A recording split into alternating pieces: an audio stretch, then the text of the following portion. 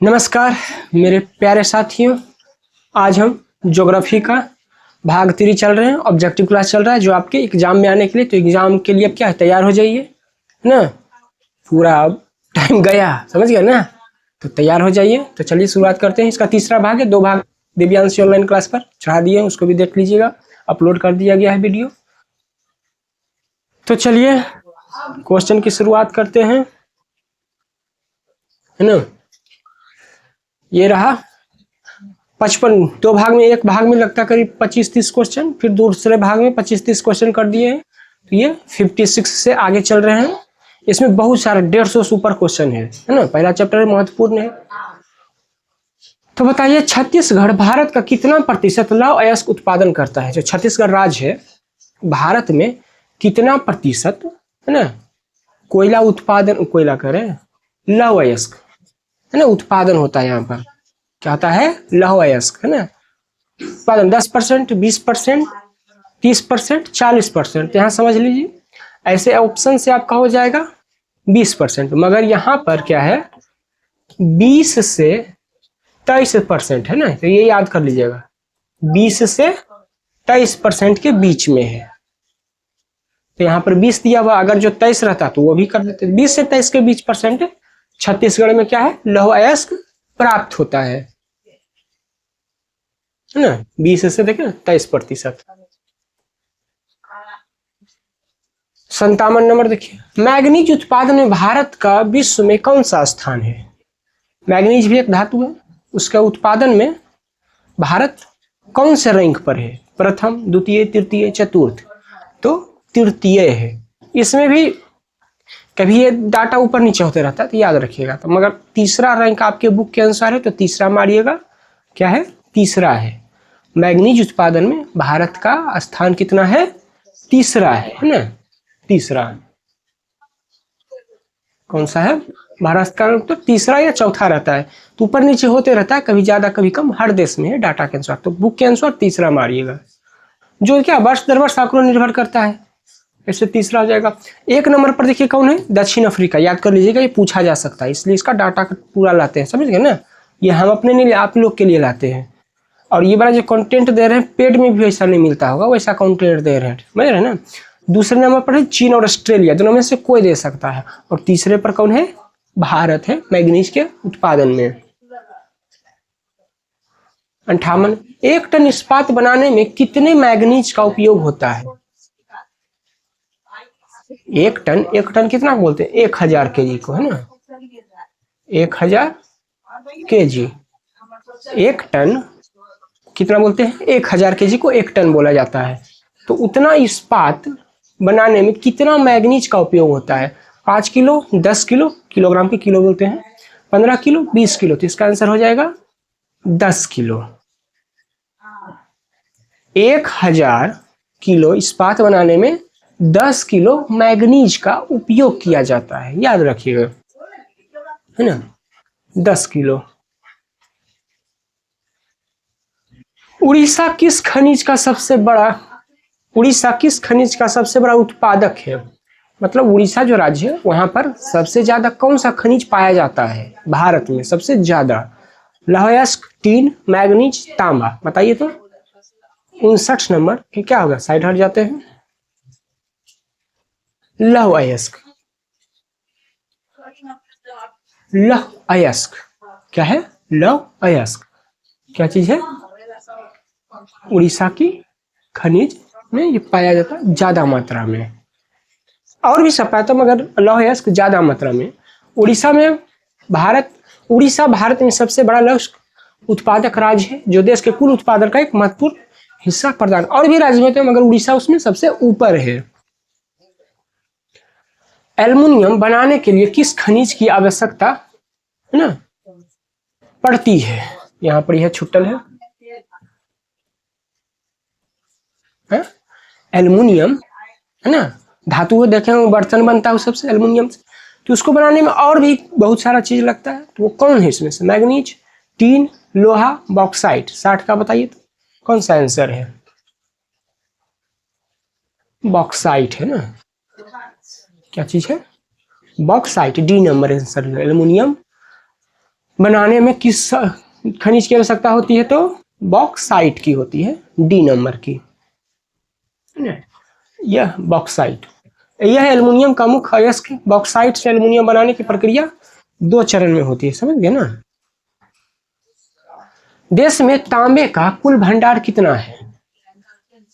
देश में जैसे कैसे बोलते हैं लिथियम खोज हुआ हो ना, उधर कश्मीर में तो कैसे अनुमान लगा कि इतना करोड़ टन है ना, वो सब मिलता है धरती में, करोड़ों टन में मिलता है ना, छोटा मोटा तो मिलता है नहीं।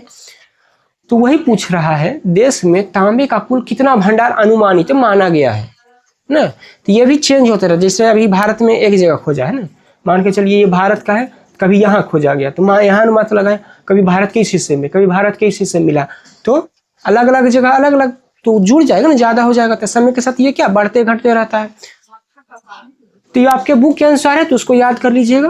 तो इसका 100 करोड़ टन है, 71.2 करोड़ टन है, 150 करोड़ टन है, 175 करोड़ टन है। ऐसे आपके ऑप्शन में देखे थे तो 125 करोड़, तो वो गलत है ना, वो क्या है, गलत है। मगर आंसर में दिया हुआ तब क्या कर सकते, बुक के अनुसार दिया। मगर सही आंसर कितना है, 71.25 करोड़ टन तांबे का भारत में क्या है, भंडार है, याद रखिएगा। 71 मतलब 71 करोड़ 25 लाख करोड़ टन क्या है, भारत में भंडार है। 71.2 करोड़ टन है ना, 712.5 मिलियन टन, उसी को जब 10 मिलियन कर देंगे ना तो इतना क्या जाएगा, करोड़ में बदल जाएगा, क्योंकि 1 मिलियन 10 लाख होता है ना, तो वहां मिलियन में है। बिहार झारखंड में देश का कितना प्रतिशत अबरक उत्पादन होता है? अबरक लगी बिहार झारखंड थोड़ा फेमस है, यहीं से उत्पादन होता है ज्यादा मात्रा में।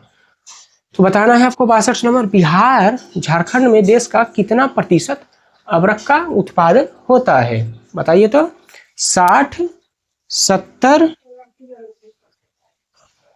80, 90, बताइए कौन हो, ए बी सी डी कौन होगा इसमें से? तो सी, 80%। कितना हो जाता है, 80%। बिहार झारखंड में भारत में जितना भी अबरक होता है ना, उसका 80% यही 2 राज्य पूर्ति कर देता है। मतलब समझिए सब, भारत में अबरक के लिए बिहार झारखंड पर पूरा निर्भर है, और अबरक का बहुत ज्यादा उपयोग भी होता है। अबरक है ना 80% है ना, माइका बोलते हैं इसको, MICA इंग्लिश में। 63 नंबर देखिए, सीमेंट उद्योग का सबसे प्रमुख कच्चा माल कौन है इसमें से? सीमेंट देखे होंगे बनता है फैक्ट्री में, तो उसको बनाने के लिए सबसे जो प्रमुख कच्चा माल कौन है इसमें से? तो चूना पत्थर, बॉक्साइट,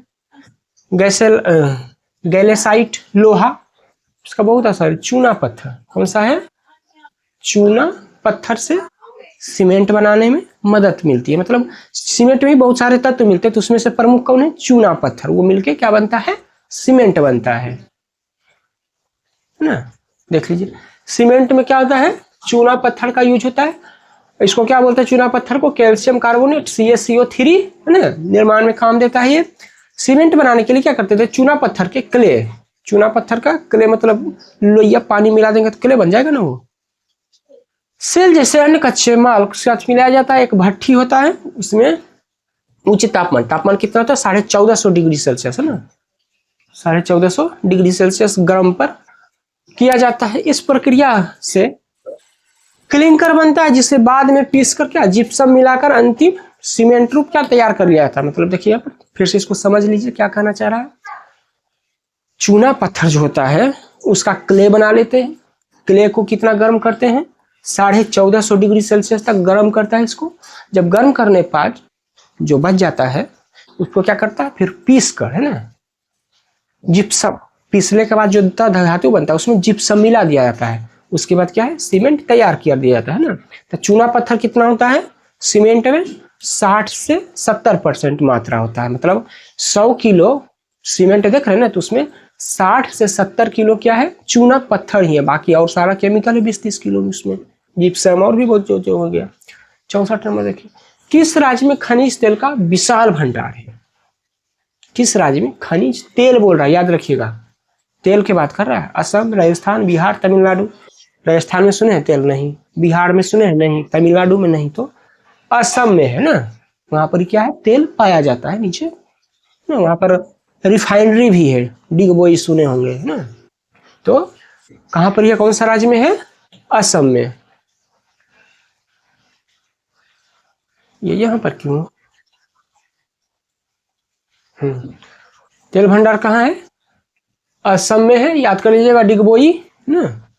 और भी राज्य में पाया जाता है, जैसे गुजरात के अंकलेश्वर में, कलोल में पाया जाता है। महाराष्ट्र के मुंबई हाई में पाया जाता है। राजस्थान में भी कुछ में, बाड़मेर, ये सब में पाया जाता है। आंध्र प्रदेश के कृष्णा गोदावरी बेसिन में ये सब में पाया जाता है, मगर असम में ज्यादा मात्रा में, थोड़ा समझ लीजिए। अब पुराना भी है ये भंडार, ये सब है ना क्षेत्र। नहरकटिया, मोरेन, हुगरीगंज, ये सब है ना प्रमुख स्थान है, यहाँ पर तेल पाया जाता है, तेल क्षेत्र है। तो इसका आंसर असम मार लीजिएगा, है ना। भारत में किस स्थान पर पहला परमाणु ऊर्जा स्टेशन स्थापित किया गया था? क्या पूछ रहा है? भारत में किस स्थान पर पहला परमाणु ऊर्जा स्टेशन स्थापित किया गया था?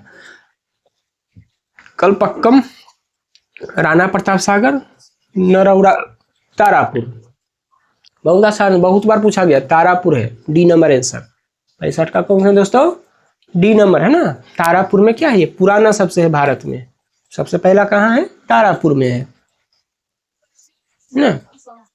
तारापुर परमाणु ऊर्जा स्टेशन, तपस इसका नाम भी है ना। तार, टी से तारापुर हो गया, ए से एटॉमिक हो गया, पी से पावर हो गया, एस से स्टेशन हो गया, तपस भी इसको बोलते हैं, तारापुर। ये कब हुआ था देख रहे ना, 1969 में हुआ था। ये डेट भी याद कर लीजिएगा। ये परमाणु है, मतलब जैसे बिजली बनता है ना, थर्मल एनटीपीसी से, कोयला जलाकर पानी को उबाल कर उसके बाद से। तो एक होता है न्यूक्लियर से, वो ज्यादा सेफ रहता है, ये सब से पॉल्यूशन ज्यादा होता है, उससे पॉल्यूशन कम होता है, उससे ऊर्जा भी ज्यादा होता है छोटे मात्रा में न्यूक्लियर से, मगर उसका जो बनाने का खर्चा है ना, इससे बहुत ज्यादा पड़ता है थर्मल वाला से। फिर इसका जो परमाणु है उसका रख रखाव, क्योंकि अगर बाहर रखिएगा तो रेडिएशन फैलेगा, तो वो सब भी चिंता का विषय होता है ना। इसकी स्थापना संयुक्त राज्य, ये जो तारापुर में किया गया था, एटॉमिक वाला बिजली ताप ऊर्जागर परमाणु वाला, उसमें कौन साथ दिया था भारत का? अमेरिका। और अंतरराष्ट्रीय परमाणु ऊर्जा एजेंसी है ना, ये साथ एक समझौते के तहत की गई थी, जिसमें शुरू में 2 उबलते पानी रिएक्टर बनाए गए थे, इसमें पहले 2। 66 नंबर देखिए, कौन सा ऊर्जा स्रोत अनवीकरणीय है? अनवीकरणीय मतलब एक बार जल गया तो काम खत्म, उसका दोबारा नहीं मिलेगा। नवीकरणीय जो दोबारा मिलते रहेगा बार बार, जैसे सूरज की रोशनी है ना। जल, सौर, कोयला, पवन।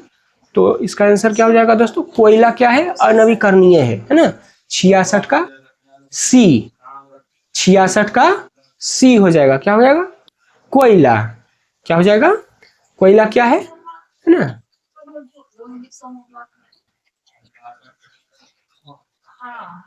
है ना, कोयला। कोयला क्या है? अनवीकरणीय मतलब कोयला देख रहे हैं, जलाएंगे तो क्या हो जाएगा? खत्म हो जाएगा। आइए ऊर्जा के बारे में आपको कुछ विस्तृत जानकारी बता देते हैं। एक होता है अनवीकरणीय। अनवीकरणीय के बारे में सुन लीजिए। वैसा हो जाएगा जिसको क्या करेंगे, एक बार जलाने पर ये पूरा खत्म हो जाएगा। क्या हो जाएगा? दोबारा हम इसको प्राप्त नहीं कर सकते हैं, है ना। दोबारा इसको प्राप्त नहीं कर सकते। क्यों? क्योंकि एक बार जल गया तो खत्म हो जाएगा, फिर इसको बनने में लाखों साल लग जाएगा। इसको क्या बोलते हैं? अनवीकरणीय, नॉन रिन्यूएबल एनर्जी सोर्स बोलते हैं। समझ रहे हो ना इसको? क्या बोलते हैं? अनवीकरणीय मतलब एक बार यूज हुआ, जैसे डीजल, पेट्रोल, ये सब जीवाश्म ईंधन से बनते हैं। तो अनवीकरणीय कौन कौन आएगा? कौन कौन आएगा? कोयला, पेट्रोल, डीजल, है ना, ये सब आएगा। और दूसरा कौन है? नवीकरणीय। दूसरा क्या है? नवीकरणीय। एक बार बता देते फिर साइड हट जाएंगे, देख लीजिएगा। ये ऑब्जेक्टिव सब्जेक्टिव सब में आप इसका यूज कर सकते हैं। नवीकरणीय क्या होगा? इसमें क्या होता है, वैसे ऊर्जा आते हैं जिसमें बार बार हम प्राप्त कर सकते हैं, ये कभी खत्म ही नहीं होगा। जैसे पवन चक्की, हवा तो बार बार चलता है ना, चलता है। फिर हाइड्रो पावर जो बनता है, डैम बनाकर पानी से, तो पानी खत्म होगा? कभी नहीं होगा नदी में। अब नदी ही खराब कर देगा तो अलग बात है। और बना सकते हैं पवन चक्की के बाद सौर ऊर्जा, देखते हैं सूरज की रोशनी बार बार मिलता है, तो ये सब क्या है, नवीकरणीय ऊर्जा है, ये सब समझ रहे हैं ना। तो देख लीजिए एक बार, ऑब्जेक्टिव सब्जेक्टिव में ये काम दे देगा, ऊर्जा के स्रोत में वर्गीकरण में, समझ रहे हैं ना।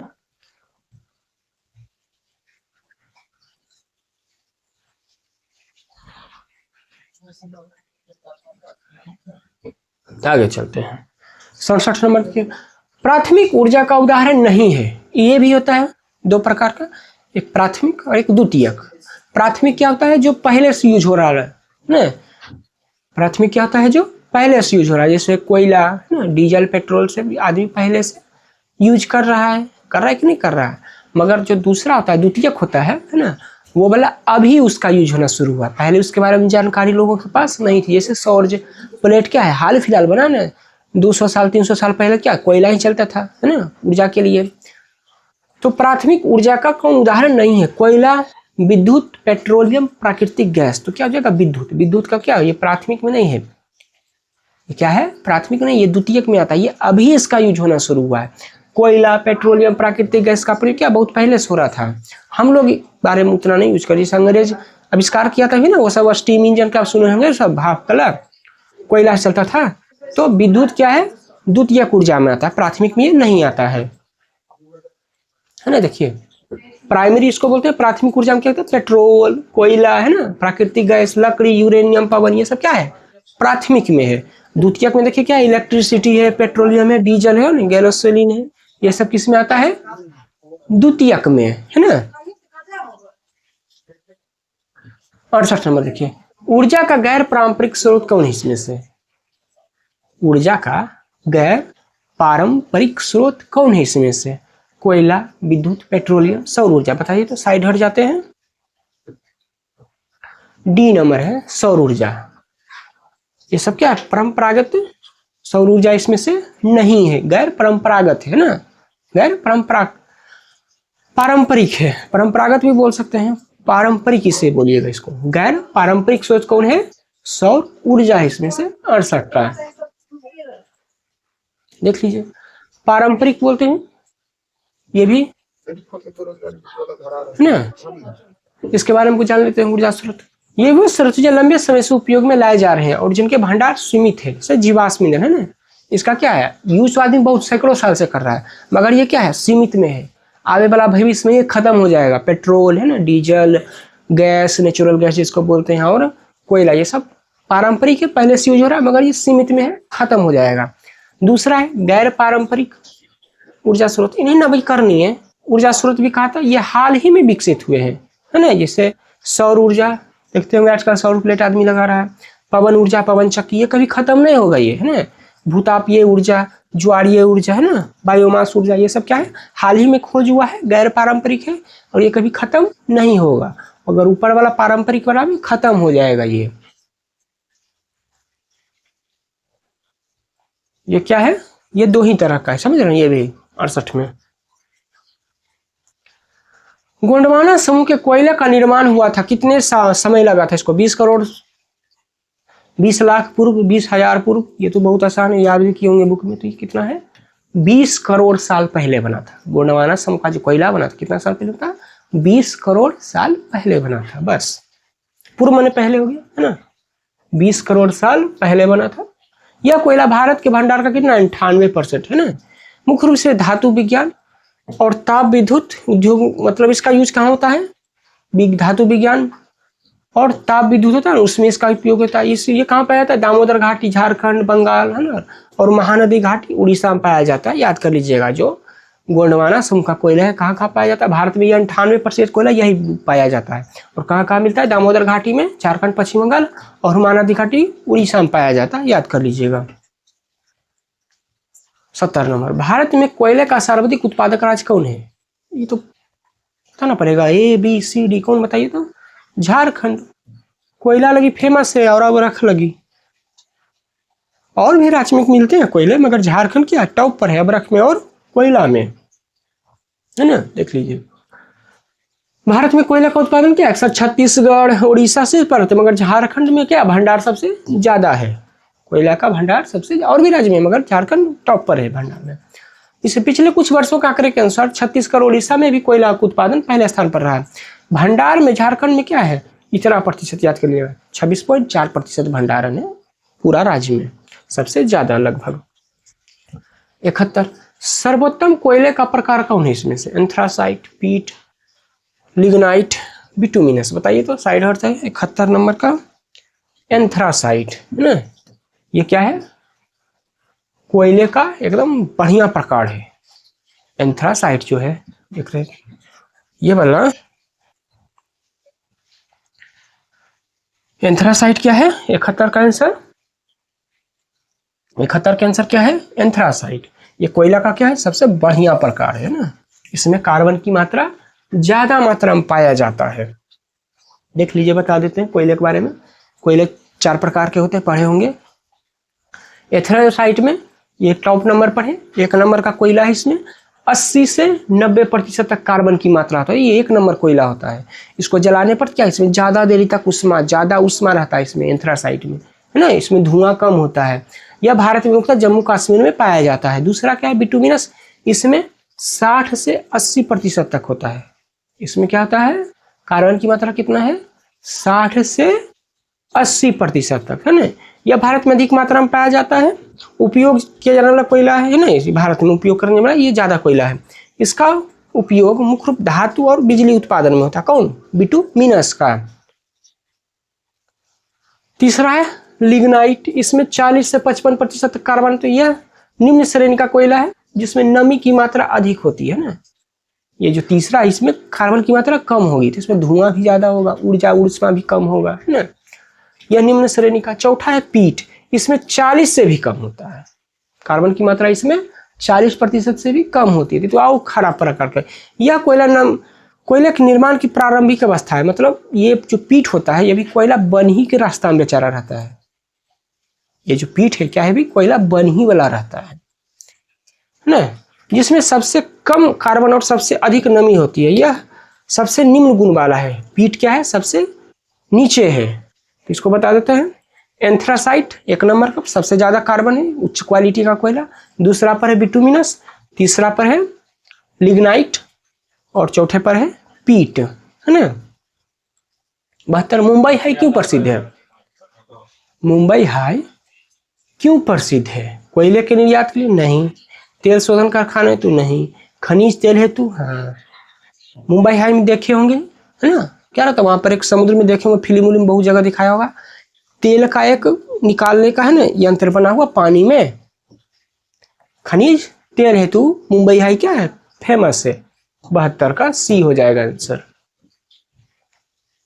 मुंबई हाई को चीज कहा जाता है खनिज तेल के लिए, है ना, वहां पर है। लगभग मुंबई से कितना दूर है ये, मुंबई का तट हो गया ना, उससे करीब यहाँ पर ये, इससे मुंबई ही नक्शा में देखे होंगे, है ना, यहाँ पर ही गुजरात है, फिर मुंबई है, तो 160 किलोमीटर दूर जाइएगा ना, तो यहाँ मुंबई हाई है जहाँ पर तेल निकाला जाता है। भारत का प्रथम तेल शोधक कारखाना कहाँ स्थित है, मथुरा, बरौनी, डिगबोई, गुवाहाटी, बताना पड़ेगा। डिगबोई में भारत का पहला तेल शोधक जो कारखाना था वो कहाँ था, सी, डिगबोई में, है ना, कहाँ था ये, डिगबोई में, सी नंबर आंसर हो जाएगा, है ना, डिगबोई में। कहाँ था, डिगबोई में, डिगबोई में। कब खुला था, 1901 में हुआ था, है ना, जो असम राज्य में। डिगबोई कहाँ पर है, असम में, याद रखिएगा। ये सबसे पुराना, बल्कि एशिया का भी पुराना कार्य तेल शोध अभी भी चल ही रहा है। ये असम तेल की राजधानी, डिगबोई को असम की तेल की राजधानी कहा जाता है, नाम भी इसका फेमस, याद कर लीजिएगा, तो जाना जाता है क्योंकि यहाँ पर तेल का खनन और शोधन दोनों होता है डिगबोई में।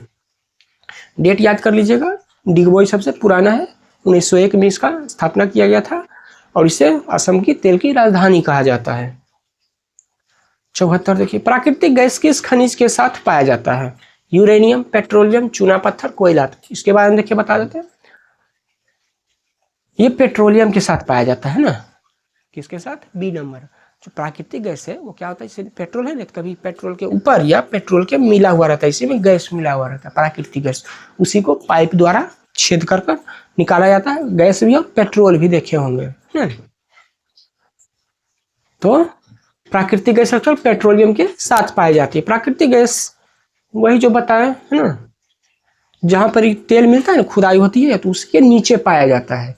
पेट्रोल भी रहता है, पेट्रोल के ऊपर गैस रहेगा तो क्या होगा, हल्का हुआ हवा तो ऊपर ही चला जाएगा, ऊपर में रहता है, जब पाइप करता है तो निकलता है, पाइप से निकाला जाता है इसको। भाखड़ा नांगल परियोजना किस नदी पर है? बहुत बार ये आया है एग्जाम में, बहुत बार, है ना, तो याद कर लीजिएगा। सतलज नदी पर। किस पर है ये? भाखड़ा नालंग सी नंबर सतलज नदी पर बनाया हुआ है ना। देखिए यह परियोजना सतलज नदी जो हिमाचल से निकलकर पंजाब और हिमाचल प्रदेश से होकर बहती है। इस परियोजना भाखड़ा बांध हिमाचल प्रदेश और नांगल बांध पंजाब में बनाए। ये दो वो है ना, भाखड़ा बांध हिमाचल प्रदेश और नांगल बांध कहाँ है? पंजाब में है, याद रखिएगा। इसका उद्देश्य क्या था? मुख्य उद्देश्य जल विद्युत हाइड्रोइलेक्ट्रिसिटी पावर बनाना, सिंचाई के लिए जल उपलब्ध कराना। अब बांध ही है तो क्या करता है, जिससे बांध है, नदी है ना इससे, तो यहाँ पर पानी रोक दिया जाता है, तो ऊंचा रहेगा नहीं तो पानी गिराता है, तो नीचे टरबाइन रहता है, तो वो पानी के प्रेशर से, प्रवाह से टरबाइन रहता है, बिजली भी बनता है और पानी भी इकट्ठा रहता है। तो याद कर लीजिएगा, भाखड़ा कहाँ है? हिमाचल प्रदेश में, और नांगल कहाँ है? पंजाब में, है ना। दोनों मिलाकर भाखड़ा नांगल कहाँ है? सतलज नदी पर है। ये नदी कहाँ है? हिमाचल से होते हुए पंजाब से बहती है इसलिए। 76 देखिए, दक्षिण भारत की सबसे बड़ी नदी परियोजना कौन है?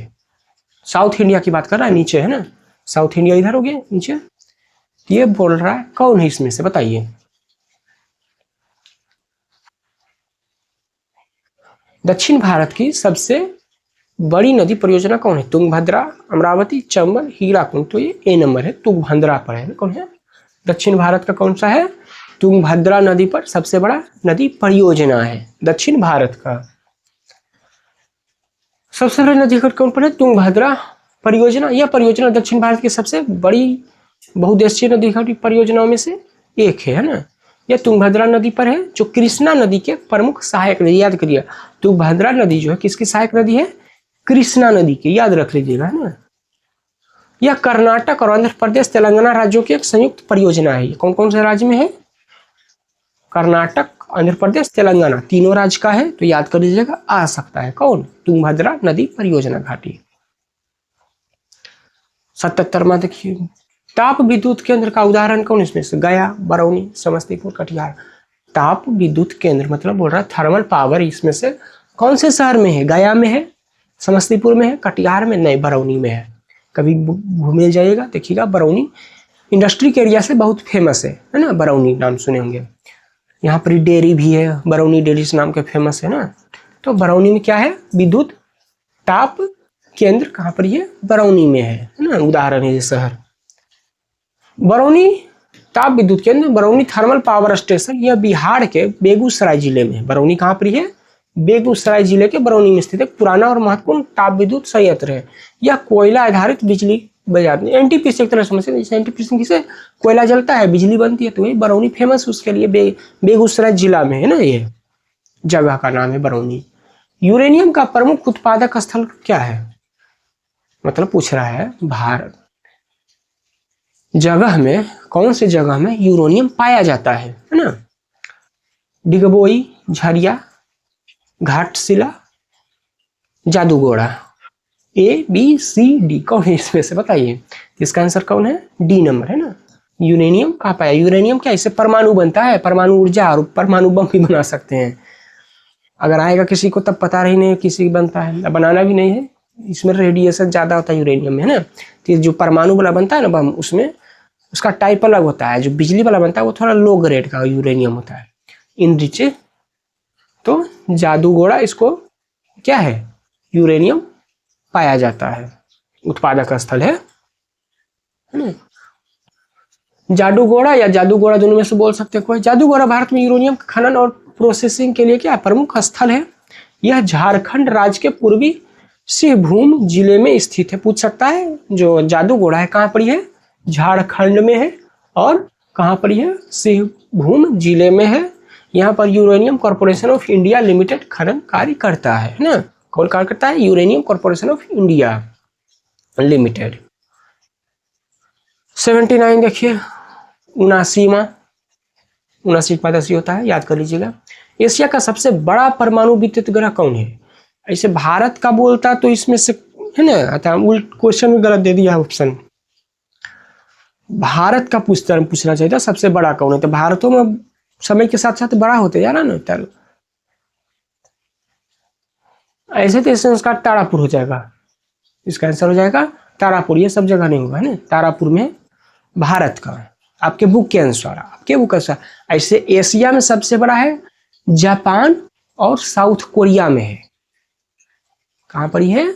जापान और साउथ कोरिया में है ना परमाणु गिरह। ऐसे भारत में है तारापुर। तो एशिया में दिया नहीं दूसरे देश के नाम, तो भारत का दिया है, तो भारत में तारापुर ए नंबर दे दीजिएगा।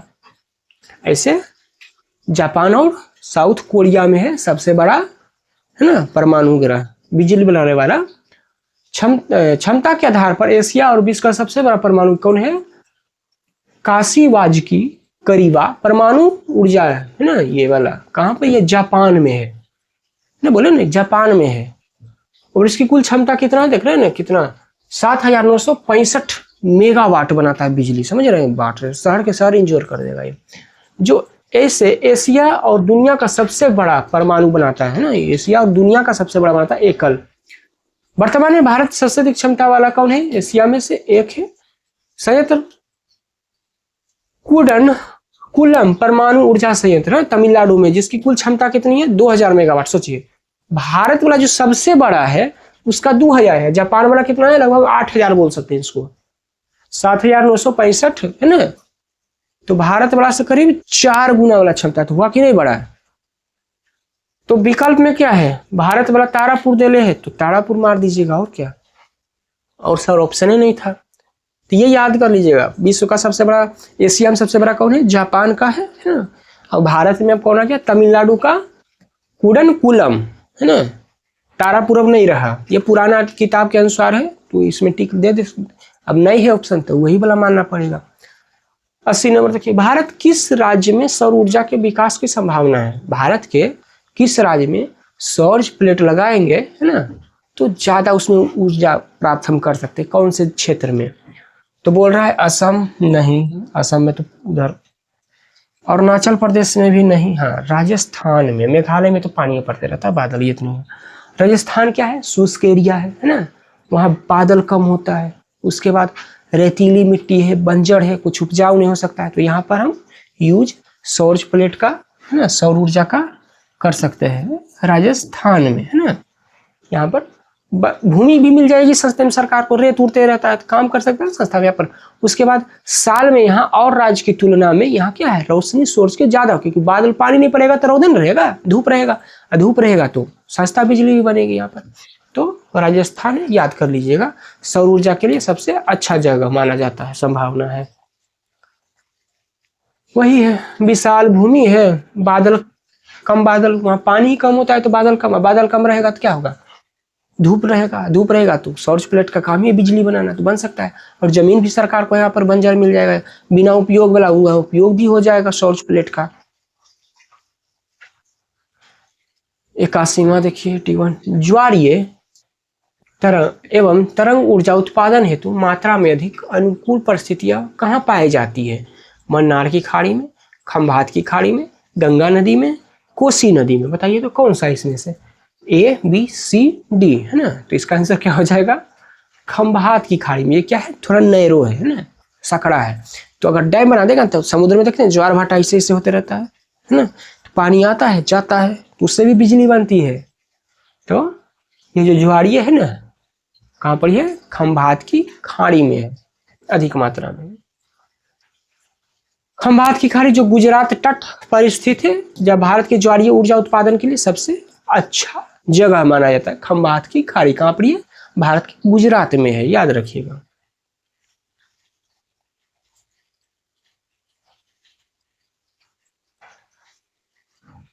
तो आज के लिए यहीं पर रखते हैं। क्वेश्चन देख रहे थे, बहुत ज़्यादा क्वेश्चन था तो थोड़ा स्पीड में चले हैं, नहीं तो इतना क्वेश्चन रहता 1.5-2 घंटा लग जाता समझाने में।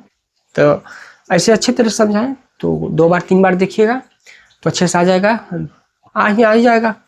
ऑप्शन के साथ है, प्लस में डिटेलिंग है, तो अच्छे समझ में आएगा। तो मिलते हैं इसके अगले क्वेश्चन में, और भी बहुत सारे क्वेश्चन हैं। तो चैनल को सब्सक्राइब कीजिएगा, दोस्तों में शेयर कीजिएगा और लाइक कीजिएगा।